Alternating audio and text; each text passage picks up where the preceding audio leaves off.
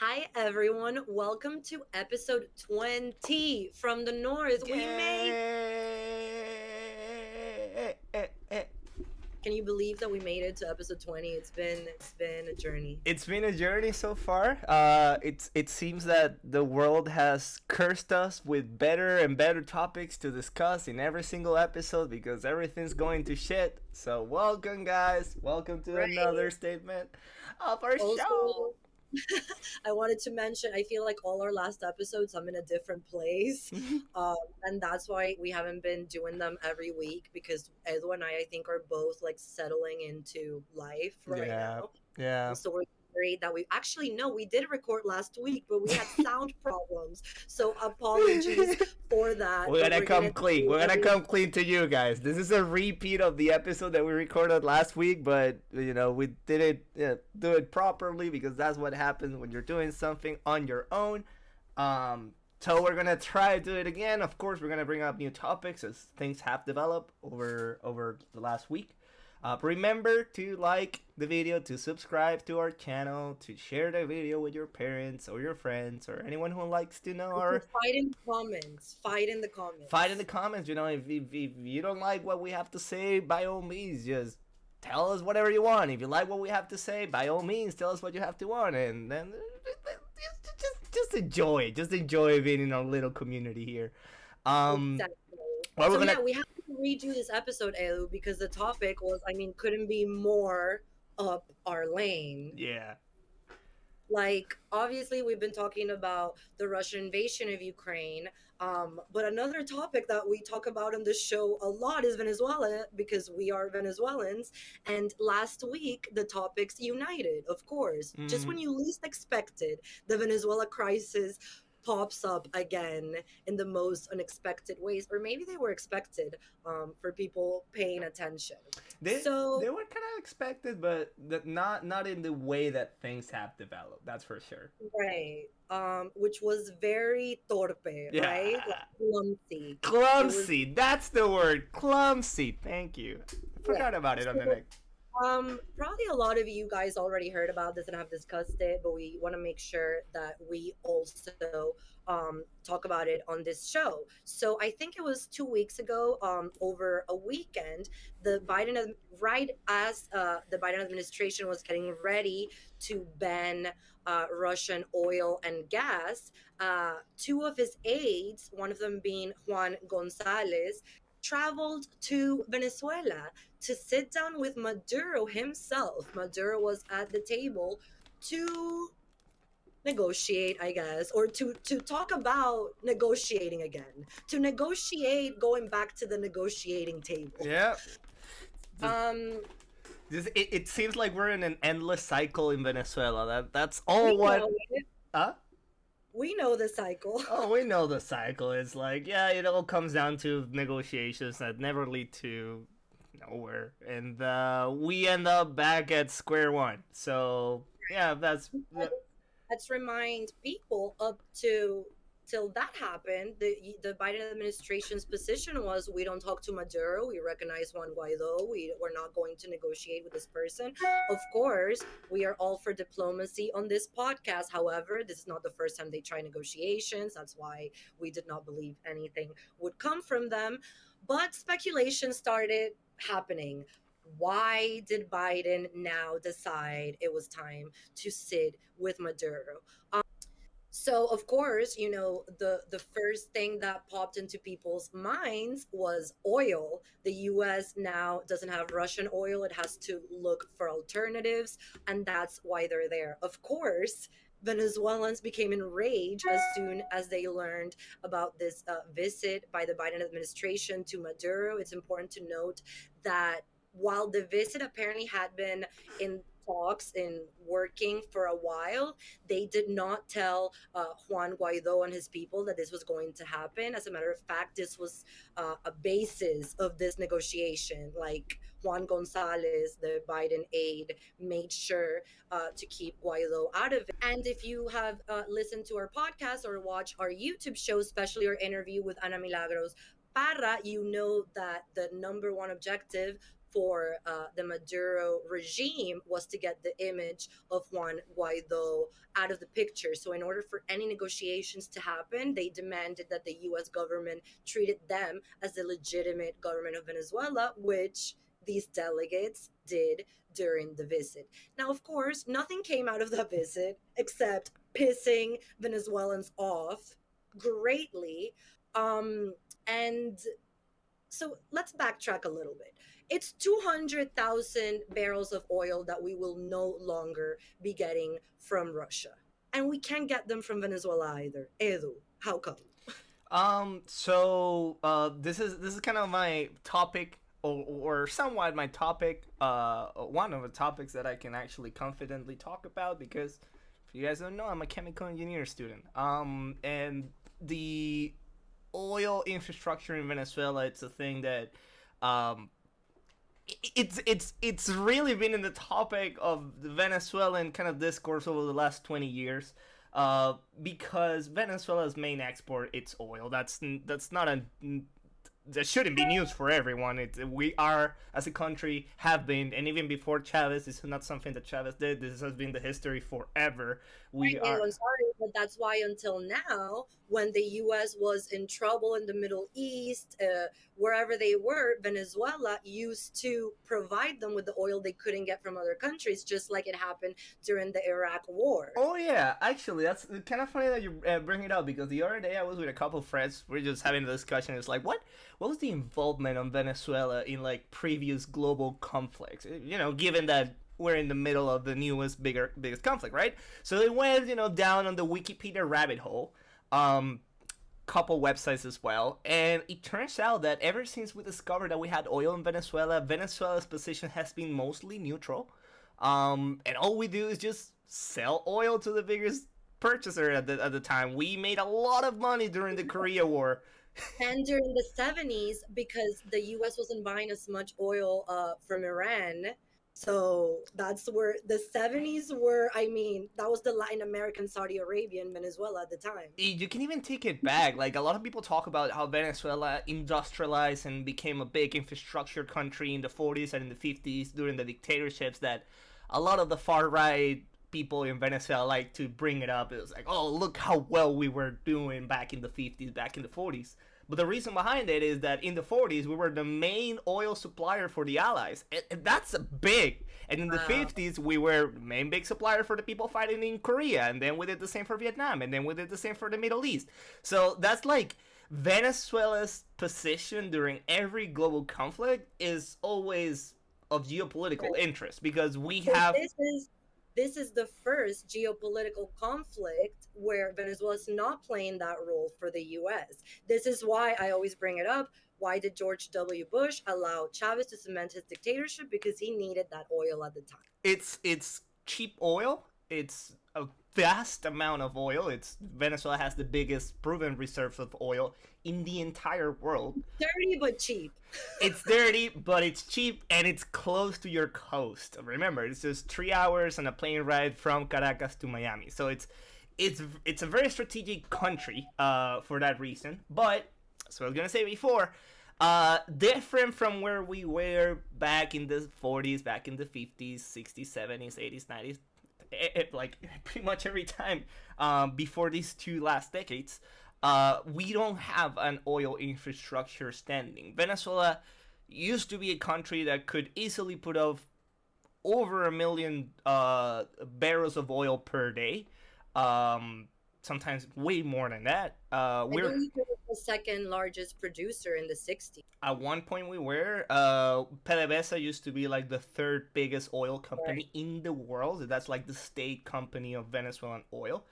But as But it happened, no, it's because of sanctions.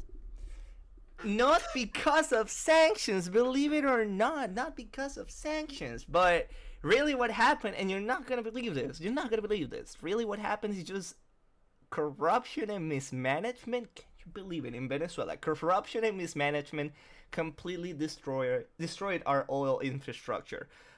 We are barely drilling. Like I believe there's something like a tenth of our total number of drills are actively working in Venezuela at the moment, You're which is telling me the State Department didn't go in there and destroy the oil industry themselves? the State Department of Caracas, maybe not the State Department of the U.S.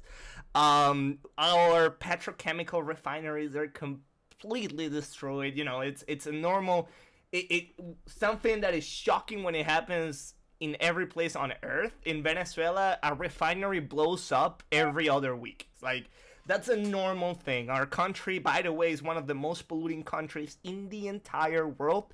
We have over 40,000 oil spills a year.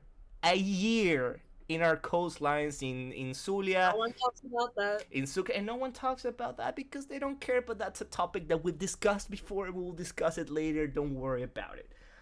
So Venezuela's infrastructure is not in the position that they can just increase the output of oil to meet the new demands that Even if you remove all the sanctions, correct? even if we remove all the sanctions, even if like a miracle scenario where Venezuela becomes the most open democratic country in the world, and you have all the biggest countries in the world like the United States, Europe, Russia, and China, whomever, trying to put as much money into Venezuela as possible to rebuild that infrastructure. That's not the output that we need to make up for Russia is not something that we would be able to meet for at least 5 years in the best case scenario. Which is right. So that's what I wanted to point out. The best case scenario. So it's not just removing sanctions, it's actively working with this regime to help them fix the oil industry. It's Yes. actively sending American engineers, Yes. equipment Yes. to try to do it as fast as possible. And even then, we're talking about 5 years. Because that's another thing, and it's important that you mentioned it, because it needs to be mentioned every time that we discuss about Venezuela's oil industry, is that as it happens, as we're seeing happening in Russia right now under authoritarian regimes, when shit goes south, when shit hits the fan, you have a massive amount of talent of human capital leaving your country. So the professionals, the legacy that we have built in Venezuela up until 2003, that was gone after Chavez decided to kick Those out professionals are now in Texas and in Canada. our professionals that used to run the third biggest oil company in the entire world have long moved to other horizons in Calgary, here in Canada, in Texas, in the United States, By in the the way, we Middle have to East. bring it up. A lot of them were fired on national television because the oil industry executives and the engineers were some of the first Venezuelans who were saying Chavez wants to be a dictator because as soon as Chavez got to power, he wanted to put his little dirty hand in PDVSA, which was at that point independent of the executive branch. So PDVSA, the workers, went on strike and Chavez fired them on television. So much for workers' rights, right? Like that's exactly what you would expect from a government that the socialists like to imagine in their heads. Like, oh, look at this government who just took down the workers, the unions, and just completely got rid of them and replaced them with loyal cronies. Well, that's exactly what the socialists, the And this was 21st not century. Maduro. This was not Maduro. This was Chavez within the first 3 years of being president. So that's just a brief history of Venezuelan oil and our the current state of our infrastructure. But the bigger picture here, the reason that the United States was trying to do this, obviously conversations have completely exploded. Ever since Who would have thought? who would have Maybe thought? the Venezuelan political scientists, maybe they would have known. I don't Yeah, know. but the reason why the U.S. government was doing this, it's not to just completely replace the oil that was coming from Russia by Venezuelan oil, because that's just simply impractical, not to say impossible. But it's to increase oil production in Venezuela and increase oil production overall at the global scale, because oil prices are stupid right now. And if you have a car and you have tried to fill out your tank, you'll probably realize what I'm talking about. Oil and gas prices are insane right now, and they're only going to continue to get worse as the war progresses. So this is just But then another. here's a question. Here's a question that people have been asking, especially when they saw the Biden administration wanting to deal with a tyrant for oil. To those who read it, the situation that way, we can get those 200,000 barrels from the US and from Canada. So why aren't we doing that? A lot of people are confused. So the reason why we're not doing that, it's the same reason why Venezuelan oil, even though it's heavy oil and its chemistry, its composition, and it's not the best oil that is available. It's cheap oil because of operational cost in Venezuela are way cheaper than they are in the United States or in Canada. You need to pay Canadian or American salaries. You need to pay for American or Canadian prices for transportation, for maintenance, for all the things that you need in order to keep the oil industry going. Oil and oil production is very expensive. So yes, Canada and the US do have the capability of replacing the oil. It's not a matter of supply. We're not short in supply of oil, and we're not going to be for many decades to come. The problem is the price of that supply. If you get it from the States or Canada, that's way more expensive than getting it from Venezuela or Russia, for example. So that's the reason. It's not Is that. there any truth to Biden critics that are saying that it's his fault that we are not, like, we cannot get more oil from the States because he has shut down From pipelines and stuff Canada. like that? No, Um, in the US. so yeah, that's an interesting topic. So Canada and the U.S. The main focus of that argument, of that debate, of is Biden to blame because of this. It comes down to the Keystone pipeline between Canada and the United States. Canada was supposed to have that big pipeline to supply the United States with oil. That was going to be a huge revenue source for Canada. It was going to be a huge oil supply source for the United States. But when Biden took over, to the desperation of none other than Trudeau, he was the one to actually pull the plug on that one. Um, Apparently for environmental reasons, which is Well, something. to be fair, his voters wanted him to do that. We always go No, back. and it's completely fair. Look, I'm a climate activist myself, and I think that was the right decision to make, especially if you're promising people that you are gonna take climate action seriously. No, and to shutting down that pipeline was a specific campaign Oh, promise. absolutely, absolutely, and which is funny because like the guy that was like pushing hard for him to keep it was Justin Trudeau, who's known as the most progressive leader of the entire world. But this guy was well, Canada in general was starving for that money. So it's interesting. It was an interesting development for sure. What I would say, it's a fair critic to criticism, sorry, towards the Biden administration is not seeing what the geopolitical consequences could be if that pipeline was shut down. Because now that you have cut your supply from Russia, now all of a sudden it starts looking good. And when you're a few months away from the midterms and you're not doing that good anyway, and you start thinking of backtracking on your own promises, It's the priorities we always talk about on this show. it's Like in complicated. 2020, the pipeline seemed like a priority, but right now, It's not. Russia trying to take over the world seems like a higher priority, no? Yeah. But so that's the oil side. Basically, the US can get it. It's just how is it gonna get? How is the US gonna go about getting this 200,000 And how barrels? much are you gonna pay for it? And it's not gonna be from Venezuela. We just told you, at least for 5 years. So a lot of people thought the Biden administration went to meet with Maduro for oil, but that's a very one-dimensional um, answer to this, Yeah. because I think the political side is more significant in this, and this is why. The Biden aide Juan Gonzalez used to be a member of WOLA. What is WOLA? It's the think tank that I always refer to as the First World Latin American Experts. These are the people who have connections in Washington, who also have connections in Venezuela. Many of them actually live in Venezuela. Edo and I cannot do what they do. So They get to live in Venezuela. They get to lobby against sanctions in the first world. That's, their speech. Sanctions are bad. The US is to blame for what's going on in Venezuela. Juan Guaido is to blame what's going on in Venezuela. That's the ideology of WOLA. This Biden aide used to be a board member of WOLA. He believes in, I don't even want to call it diplomacy because, again, we like diplomacy. This is another, we need a name for it.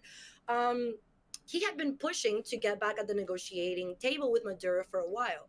Now, with Russia doing what it's doing and the possibility of Russia having a base in Venezuela, this is the best argument to sit down with Juan Gonzalez, to sit down with his bosses and say, hey, this is the moment. Not only because of what Russia's doing, but because a lot of Maduro's money, not Maduro's money, Venezuela's money that Maduro handles is tied up in Russian banks, which are now completely cut off from the rest of the world. So Maduro is more desperate than he was a few months ago, and maybe more, well, they think maybe more willing to negotiate, but they don't know the nature of these I dictators. mean, Wallace should know. They've been paying attention to the negotiations. Like, it's a logical thing at this point. It's like like the definition of madness that a lot of people like to give in movies and whatever is like madness is trying the same things over and over and over and expect different results. That is madness. You guys are crazy if you think that negotiating with Chavismo it's gonna lead somewhere. I, I guess that's where we are. I guess that's where we And are that's right the now. side of the think tank, Edu. But let's talk. I mean, now that we know the negotiations, nothing came out of it but pissing people off. It was a slap in the face to Venezuelans because you had been telling us, Biden, that you thought Maduro was a dictator, that you weren't going to negotiate with him until he gave you something. Well, let's be clear.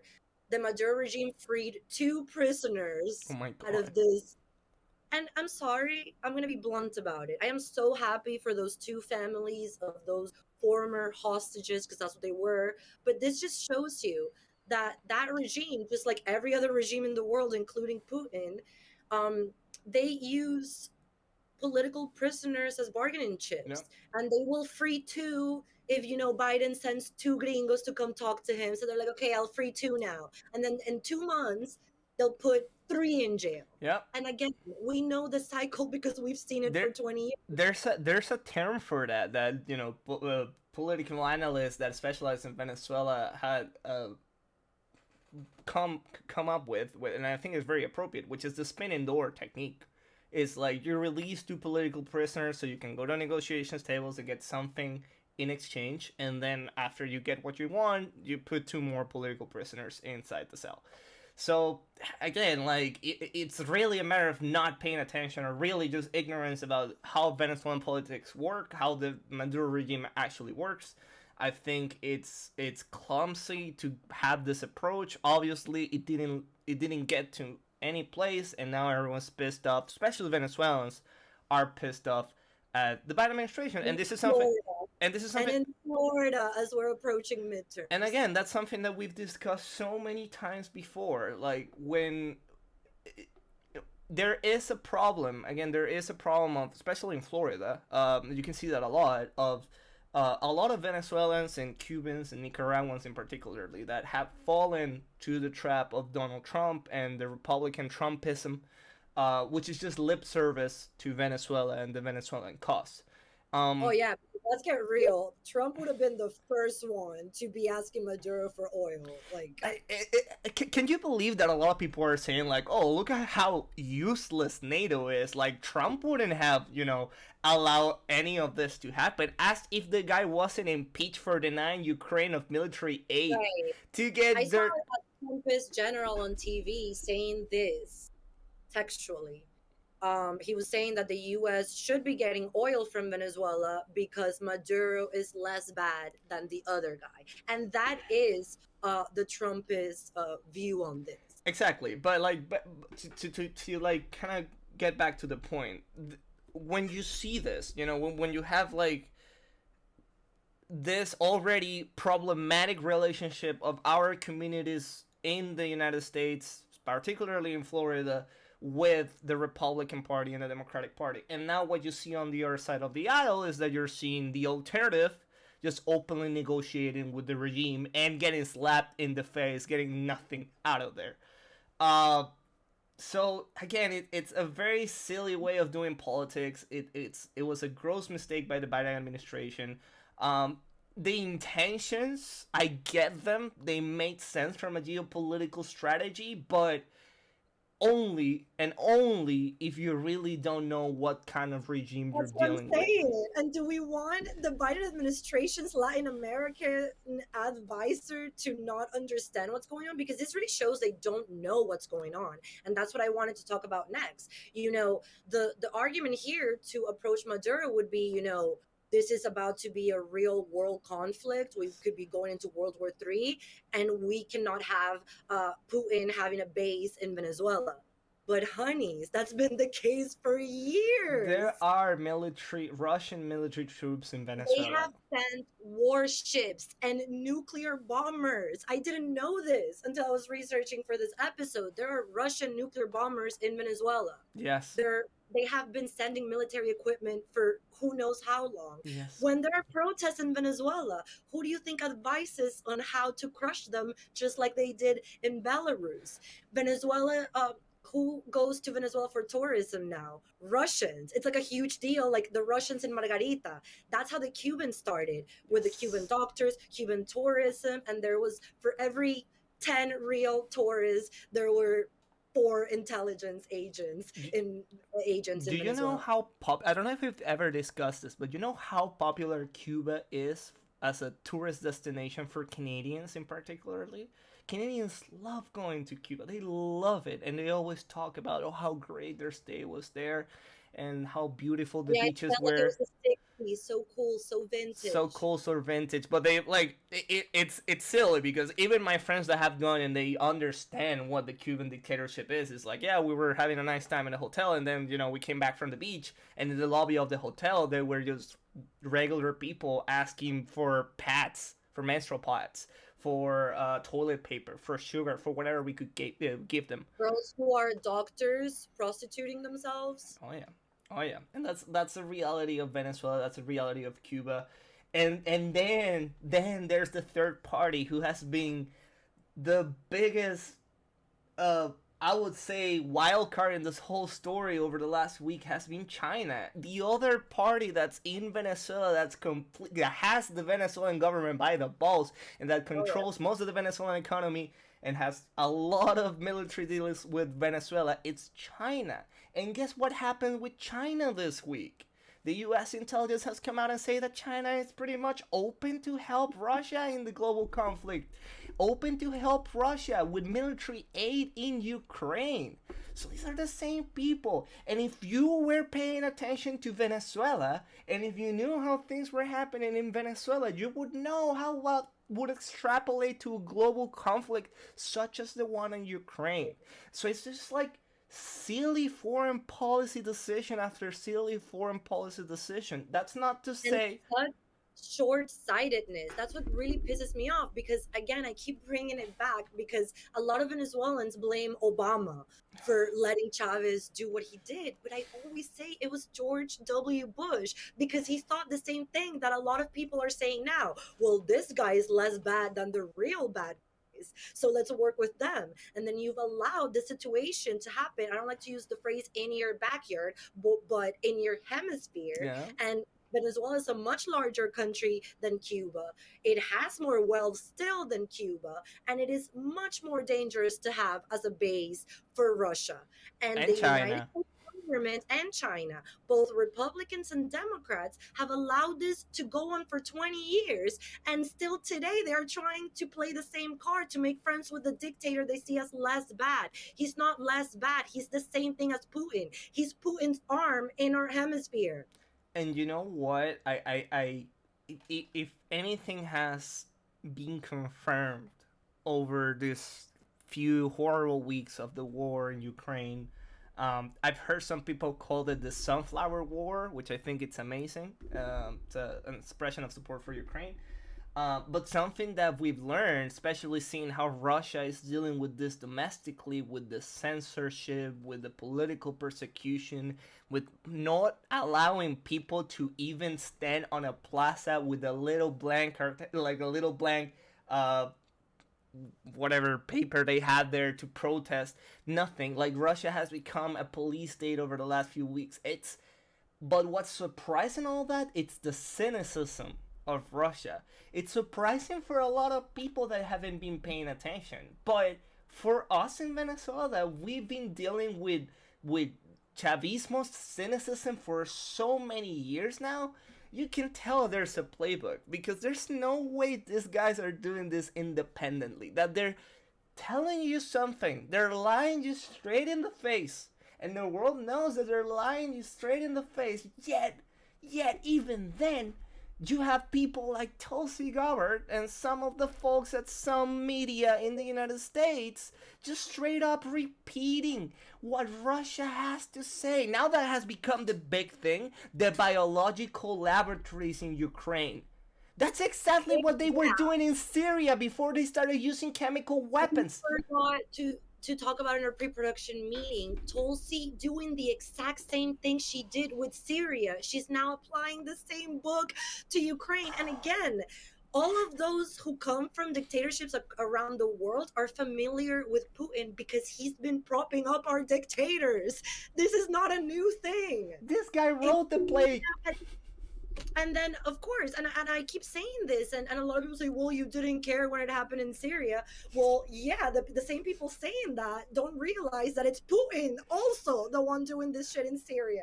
We always care, but no one pays attention. People are paying a little bit more attention now because it's Ukraine and we can get into the reasons behind that, and it will be a good content for another episode. But this is nothing new. This is what they did in Syria. This is what they've done in Venezuela, obviously without the war under different circumstances. But the power struggle, the cynicism, the playbook of the dictatorship, it's the same. It comes from the Kremlin.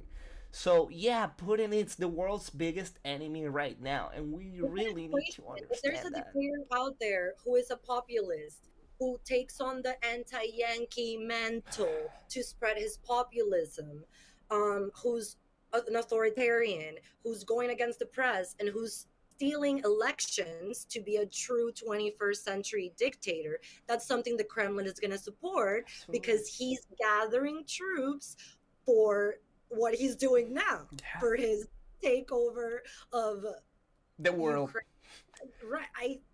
It seems like an exaggeration to say it, but It is. It is. Like if you've been paying attention, that's exactly what's happening. And like again, like I know we bring this up every week, but the way that Putin is behaving as the aggressor and the way that the rest of Europe and NATO are reacting as the ones being threatened. It's not the first time that it has happened. It happened 70, 80 years ago with a different guy with a funny mustache, and we reacted the same way. We waited too long, and only when it was too late to do something about it, it's when we decided to get involved. And we all know what happened. 60 million people died. So, and now we forgot to mention, but now we have had an American journalist killed in Ukraine. yes, Fox So the News journalist. first American death that we have heard of, but I'm sure there will be more. So how, this is always the equation in this show, how many deaths will the free world allowed before they start believing that some action is required to prevent more deaths? And that's always the question. And look at how things have developed in Ukraine, especially during the last 2 weeks.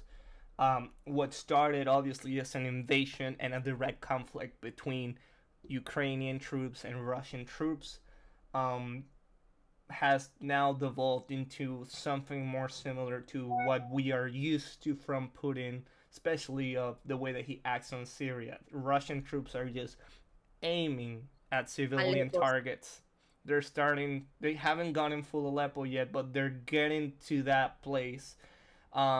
They have leveled entire suburbs, entire parts of the cities. We're talking thousands of Ukrainian civilians just killed overnight. Um, 5 refugees created in less than a month. it's 2.5 million. it's insane. That's again another way of pressuring Europe. It's by creating yet another refugee crisis by this war. And I guess I my warning here, as someone I consider myself to be one of the ones that has been paying attention to Putin. I think what's the most concerning thing at the moment is that Russia has already started talking and using their propaganda machine to talk about biological weapons and chemical weapons and laboratories and whatever things that are in Ukraine. Which, by the way, Tulsi it's also repeating that. Um, but this Yeah, that is was a recent thing that I think Romney called her a traitor or yes, something like that. it's borderline a traitor, if not a full-on traitor. But I mean, I'm all about free speech, but this character is shady. I would just like to know who paid for her trip to Syria, who yes, paid for all her travels to meet with these dictators, because yeah, the situation is getting very sketchy. And it's just not about, oh, if you say you support Russia, we have to go against you. no, Absolutely not. I believe in the First Amendment. If you want to stand in the middle of Times Square and say you love Putin, you have the right to do that, but you do not have the right to be a literal foreign agent. yes, So I would like that to be looked into. absolutely. But uh, and it should be looked into because like this is not normal, anti-establishment contrarian speech. This is just actively supporting the biggest threat to your own country. But regardless of that, when Putin started having the same topics of discussion in Syria, it was just a few months before they started actively using the Syrian government and allegedly the Russian government actively started using chemical weapons in Syria. So I'm afraid that could be the next step. Hopefully it doesn't get to that, but we haven't been wrong about Putin so far. And again, I don't know what we're waiting as an international community to actually do something about this. Like, I Well, we thought, know what they're waiting for according to them. We know the rules. If you touch NATO, that's when we get involved. However, the war has been getting closer to NATO borders every day. So again, how much are they going to wait? And we have this debate of, okay, if we start fighting Putin, that's World War III. That's mutually assured destruction. That's yeah, why no one's going to do it. But it seems like we are the only ones afraid of the mutually assured destruction. that's exactly it. And Putin knows that, and Putin takes advantage of it, regardless of if it's a bluff or if it's not a bluff. Putin is the one that sends his military to a European country for fuck's sakes and gets away with it just by the threat of nuclear weapons. And that's why I always say, and I've been criticized a lot for saying this, but I don't care because it's true. The argument of not going against Russia and Ukraine right now because that could escalate to World War III, it's a weak argument, especially if after that, right after that, like Biden tweeted the other day, you're saying that you are willing to protect every inch of NATO. Because what that leads me to think is that if you don't want to get involved in a war with Russia because that could escalate to World War III, well, that means that if Russia decides to take Estonia tomorrow, Then they won. Exactly. Then Russia already won. then Russia already won. And you could use the same argument. It's like, well, they invaded a NATO country, but if we get involved now, if we apply Article 5, that's World War III. So maybe That's what I think would happen. that's exactly what would happen. We just keep pushing the red line back and back and back. Like, are we getting to the point where we're just gonna keep moving the line back? It's like, okay, you invaded Estonia, but if you invade Poland, that's it. And then they invade Poland, it's like if you invade Germany, that's it. And that's why, fucking tyrannies like the ones in North Korea and Iran, their number one priority is getting nuclear weapons because they know that's a sure way of being allowed to do what they want. But Elo, I wanted to mention this detail about the United Nations because it's enraging. First of all, I recently learned that Ukraine is a founding member of the United Nations. Um, but the United Nations, as we've talked about in this show, no longer works because dictatorships have veto power, and they have banded together to make sure the organization is unable to do what it was founded to do. And it's actually unbelievable because the United Nations was literally founded in case of this situation for something to be done. Well, now that this has happened, the United Nations banned its staff from using the words war or invasion when talking about the Russia Ukraine conflict. So, in case you were waiting for the United Nations to do anything, well, they can't even say the W word. So Of don't be waiting of long. course, because like who donates to NATO? Who has veto power in NATO? The Russians do. Which, by the way, there's an interesting argument floating around the internet. I don't know if you heard about it or read about it, but I think it's pretty interesting. Which is that technically, Russia it's not really a real member of the United Nations, nor is it a member of the Security Right. Council. I saw that because the Soviet Union was the member. So they just kind of inherited that, but they're not the Soviet Union. No one voted for that. No one said, okay, yeah, let's bring Russia into this, or let's give veto power to Russia in the Security Council. It's like, no, like, yeah, sure, like, you can take the USSR's position, but that was completely informal. Right. Then give Ukraine veto power too. They're the Soviet Union. I'm just throwing something out there, you know? There's a possibility of doing something. Of course, they're not going to do anything because that's what the United Nations are. Um, but yeah, I guess that's our episode for this week. Wait, I also wanted to mention at the end, sorry, I have a lot to say All because it's right, been too go for it. um we're just gonna set the stage. I think I've mentioned on this show that as we now are in the most important conflict of my lifetime, at least, the United States and the free world, which have been ignoring Latin America forever, find that they don't have a lot of allies there. And as we mentioned, Russia has many, Yeah, China has many. yeah. So right now, the main U.S. ally in the region is Colombia. Now, Colombia had primary elections for the presidential election that's upcoming last weekend, and it's looking like Gustavo Petro is going to be the president of Colombia. Now, Gustavo Petro is a former guerrilla member who, remember how he said, I just told you the WOLA ideology, that's Yes. anti Yankee, Yeah. everything is the US's fault, Yep. fuck sanctions, let's blame Neoliberalism. It's always neoliberalism. Pobrecito Chavez. Chavez had a good message and idea, but Uncle Sam was mean to him. Um, this is the main leader of that movement in Colombia over this generation. So yeah, Yeah, that's what's going on there. that's happening. I remember, like, particularly about Petros. Again, far left candidate, probably next president of Colombia. I remember, like, it was it was 5 years ago, so I guess it wasn't that recent, but in my mind it's still recent because it's something that is burned into my memory when I think of this guy. As we were having our the last time that we had like massive protest in Venezuela, which I was still back home at that time, so I took a big part in those protests. As you know, we that was also like a pretty critical year for the Venezuelan economy. Like we were starving pretty bad. Yeah. Food was scarce. It was horrible. Um, I remember that as the international community came together and kind of just at that time at least they were at least a little bit open to the cause of Venezuelan democracy. Um, For the first for the time. first time in 20 years, this guy Petro uploaded like a picture of a Venezuelan supermarket, God knows where, whatever, with full shelves, right? Like shelves of everything, like a normal supermarket would look like. And he said, "This is the empty shelves that the United States government is trying to sell you in Venezuela. Venezuela's doing great."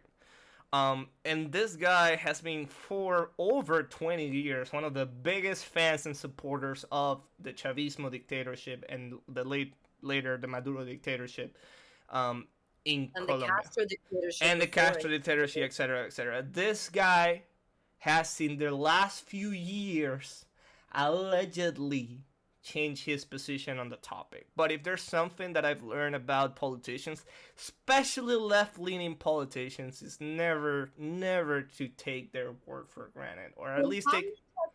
has he really said he changed? Because I haven't seen him go as like strong as someone like Gabriel Boric, who has straight up said Venezuela was a dictatorship. Has Petro done that? He has. It very recently, like a few weeks ago. Like Yeah, if you, yeah. That's the only, because last time he didn't win the presidency over that yes. because Colombians did not want to be the next Venezuela. So So I think these leftists have learned that all they have to do is close their nose and say, okay, maybe Maduro is not good, and then people will forgive them. and that's like something that would differentiate him from Boric, who was just recently elected in Venezuela, is that Boric, at least In Chile, in Chile, um, at least by the time that he was actively supporting Chavez, he was just a kid. Now that he had a political career, he's been very strong against the Venezuelan dictatorship, etc., etc. Even though he still keeps that neoliberalism, right, of course, he has to, be cool and progre and of woke, course. but he already spoke out against Putin's invasion of Russia. I do not see Petro siding with the He US was in a actually he was actually questioned about that in the recent conflict. debates. You know how politicians answer questions that they don't want to answer, right? It's like, yeah, That's an answer then, because Boric said it straight up, yeah. denouncing Putin's invasion of Russia. So actually, I've been bullying Edu a little bit because he tweeted something I'm like willing. I'm gonna say I'm willing to give him the benefit of the doubt, primarily not because of him, but because I believe that Colombian institutions are pretty solid, at least way more solid than Venezuelan institutions were back in the 90s. Um, and listening to his recent conversations, he does seem to have a little bit of a change, or at least a shift in the way that he approaches Venezuela, which is primarily my main concern. It's always Venezuela and how everything is going to affect I'm Venezuela. thinking that used to be my threshold, but again, I'm noticing now that all these guys, they know they can support what's going on there, so it's a matter of PR. So my take on this is, you guys know, I I have hopes for Boric. With Petro, I'm freaking out. Like, to me, that is bad. Not to mention his ally, Piedad Cordova, who's one of the Still is to this day like a vocal supporter of the dictatorship. and that's his ally. Not only that, but deep to her neck in dirty money and drug trafficking. Oh, absolutely. She's one of, the in the first world, they always use her as a feminist icon. This woman is always wearing designer shit while praising about inequality. So So yeah, I I'm very concerned about Colombia. So I'm I I'm think if concerned too. Petro wins, I don't know what's gonna happen. nothing in America. Hmm? Who would be the big U.S. ally in Latin America if Colombia is out of the picture in that sense? There's literally no one left. A lot of people would think Bolsonaro. No, no, no. No, no, not even this guy. It's oh Latin America. Why are It you like literally, this? Boric could be like the best option at this point. Uruguay, Uruguay, that's right. We do love La Calle is his La name. Calle Po. Yeah, yeah. Okay. Uruguay is so tiny and has no power. He's a great leader. Argentina again. I don't know if we mentioned this in the last episode that we recorded, but I'm gonna bring it back again. Just a few weeks before the invasion of Ukraine, Alberto Fernandez, president of Argentina, was openly saying that Argentina should be the gateway of Russia into Latin America. Straight up saying, just take And us over. hypocrisy, because before that he said we no longer want to depend on the UN. Also, Russia So, is it now. So that's Russia. Yeah, we hate neoliberalism. We hate imperialism. So let's just by see the what Russia way, has to offer. right, El Salvador's Bukele is also not going to stand with the US because he wants to be authoritarian. Again, it's the manual. You're trying to be an authoritarian, you're trying to get reelected forever. Putin is your guy. It doesn't matter if you're right wing or left wing. So this is the geopolitical landscape for episode 20 of From the North. Don't you love listening to us? We always bring just the best We always news. bring you so much joy. And, again, as we say at the end of every episode, hopefully next week we're going to have lighter conversations or at least some big happy news to bring to you guys. It's not been the case. It's not been the case in our last 10 episodes, but we gotta keep our hopes up. So remember, like, subscribe. Think about Zelensky. Where I want to tell them how you and I talk about every time I see Zelensky. I text Edu and I'm like, oh, poor little guy. Poor sheep. He needs a hug. Has he eaten? It's like the Latina urge to know if Zelensky has had food today. Someone feed him. So yeah. Hopefully Zelensky is still alive by our next episode, and he has eaten. And he looks healthy, so hair doesn't have to worry about him so much. Take it easy, guys. Thanks for staying, true to us and watching our episodes. See you later, alligator. Bye.